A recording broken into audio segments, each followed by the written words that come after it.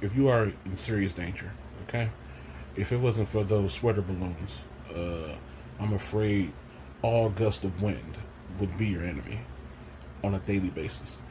Also, you should be like afraid of anyone trying to give you like any type of kick to the lower body. I feel like you may crumble like Jenga pieces at like any slight strike. Fear the outside. How about that?